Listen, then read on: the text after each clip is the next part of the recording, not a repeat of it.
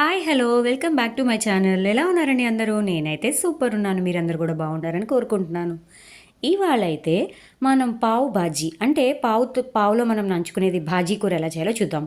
So దానికి కావాల్సిన పదార్థాలు అయితే చూడండి. పన్నీర్ అంటే నేను పన్నీర్తో చేస్తున్నానండి. పన్నీర్ పావు బాజీ అన్నట్టు.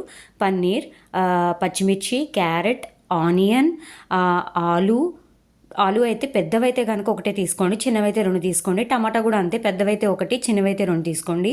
కొత్తిమీర, కరివేపాకు అండ్ ఫ్రెష్ క్రీమ్, జీడిపప్పు అండ్ మసాలా దినుసులండి. బిర్యానీ ఆకు, చెక్క, అనాస్ పువ్వు, మరాఠీ మొగ్గ, జీలకర్ర అండ్ సోంపు అండి. సోంపు కంపల్సరీ, మీకు డైజెషన్కి బాగుంటుంది.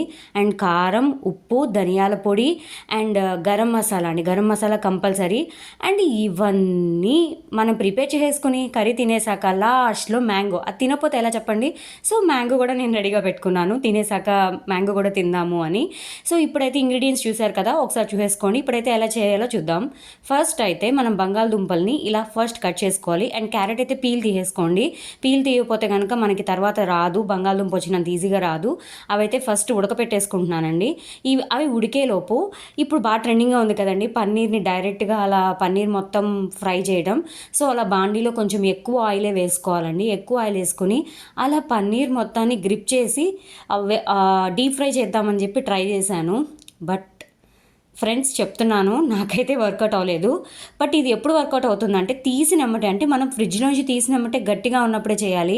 నేను చేసిన తప్పు ఏంటంటే కొంచెం ఫ్రిడ్జ్లోంచి తీసేసిన ఒక 1 hour తర్వాత నేను చేశాను. ఇదిగోండి ఇవైతే మనకి ఉడికిపోతున్నాయి. అవి ఫ్రై అయ్యి ఉడికేలోపు ఆనియన్స్, టొమాటోస్, పచ్చిమిర్చి, కరివేపాకు, కొత్తిమీర అని కట్ చేసి రెడీగా పెట్టుకున్నానండి. సో ఇదైతే చూడండి వేగుతుంది బట్ కానీ అస్సలు కంటే అసలు కొద్దు మాడిపోయింది చూడండి. అందుకే లాస్ట్లో ఇంక అట్లా ముక్కలు చేసి జస్ట్ లైట్గా రోస్ట్ అయ్యేదాకా ఉంచి తీసేసాను. ఈలోపు బంగాళదుంపలు కూడా ఉడికిపోయినాయి. ఇదిగోండి పన్నీర్ అన్నీ రెడీ పెట్టేసుకున్నాను. అన్నీ రెడీగా పెట్టుకున్న తర్వాత ఇప్పుడైతే నేనైతే గిన్నెలోనే చేస్తున్నానండి. బాండీలో చేస్తుంటే అడుగంటిపోతుంది. సో అందుకనే నేను గిన్నెలోనే చేస్తున్నాను. నేనైతే నెయ్యి యూజ్ చేస్తున్నానండి. నెయ్యి యూజ్ చేస్తే ఏంటంటే ఏదైనా మసాలా కర్రీకి నెయ్యి కొంచెం, అంటే ప్యూర్ గీ వద్దు, కొంచెం ఒక 3 స్పూన్స్ ఆయిల్లో ఒక 2 స్పూన్స్ నెయ్యి వేసుకుని 1 స్పూన్ నూనె అయినా వేసుకోండి, లేకపోతే 1 స్పూన్ అయినా సరే నెయ్యి వేసుకోండి. ఆ ఫ్లేవర్ అనేది చాలా చాలా బాగుంటుంది. సో కొంచెం కరగనివ్వండి, అంటే ఆయిల్ నెయ్యి రెండు కొంచెం హీట్ ఎక్కాక అందులో మనం మసాలా దినుసులన్నీ ఒకేసారి వేసేసుకున్నానండి. నేను ఆయిల్ హీట్ ఎక్కిపోయిందని మసాలా దినుసులన్నీ ఒకేసారి వేసేసుకున్నాను. అవి బాగా కొంచెం వేగాక మనం అందులో ఏంటంటే ఇప్పుడు జీడిపప్పు యాడ్ చేసుకోవాలండి. జీడిపప్పు మనం పెట్టుకున్నాం కదా, అవైతే కొంచెం చిన్న చిన్న ముక్కలుగా కట్ చేసుకొని వేసుకున్నాను, అంటే ఎక్కువగా ఉంటుందని. సో జీడిపప్పు యాడ్ చేసుకున్నాను. అవి కూడా వేగాక ఇప్పుడైతే ఆనియన్స్ వేసేస్తున్నానండి.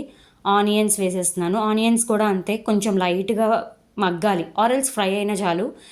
ఇవి కొంచెం తొందరగా మగ్గడానికి నేనైతే కొంచెం లైట్గా ఉప్పు అయితే వేసుకోండి, అంటే కేవలం దానికి సరిపడానే. అండ్ నెక్స్ట్ వచ్చేసి అయితే టమాటాలు యాడ్ చేశాను, పచ్చిమిర్చి యాడ్ చేశాను. ఇవి కూడా అంతేనండి, బాగా మగ్గాలి. టమాటా అయితే ఫైన్ పేస్ట్ అయిపోయేలాగా మగ్గించండి. ఫైన్ పేస్ట్ చేసుకుంటే సరిపోయేదిగా అంటారేమో, నాకు ఇష్టం లేదండి. ఎందుకంటే ఆ ఫైన్ పేస్ట్ చేస్తే ఆ ఫ్లేవర్ ఎందుకో మారుతుంది అనిపించింది. సో అందుకనే కొంచెం ఉప్పు, పసుపు రెండు వేసేసుకున్నాను. ఇప్పుడైతే ఇవి కొంచెం బాగా మగ్గిపోవాలండి. బాగా మగ్గిపోవాలంటే కొంచెం మూత పెట్టేసేయండి. ఒక 5 to 10 minutes మూత పెట్టేసేసి మనం అలా వదిలేస్తే చూడండి బాగా మగ్గిపోతాయి.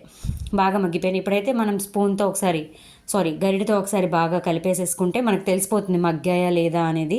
అంటే పేస్ట్ అయిపోతుందండి. మనకు కొంచెం ఎక్కువసేపు మగ్గిచ్చామంటే కనుక టమాటాలు పేస్ట్ అయిపోతాయి. సో ఇలా పేస్ట్ అయిపోయేదాకా ఉంచుకొని ఇప్పుడైతే మనం ఉడికించుకున్న బంగాళదుంపల్ని అలా మ్యాష్ చేసుకొని వేసేసుకోండి. బంగాళదుంపలు అయితే అలా మ్యాష్ చేసేయచ్చు, కానీ క్యారెట్ కష్టమైందండి.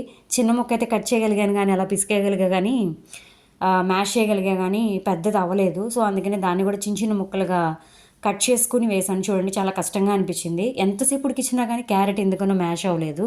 సో అందుకని పెద్ద ముక్కని ఇంకా కట్ చేసేసుకుని వేసాను. ఇంకా అవ్వలేదు అని చెప్పి కట్ చేసుకొని వేసాను.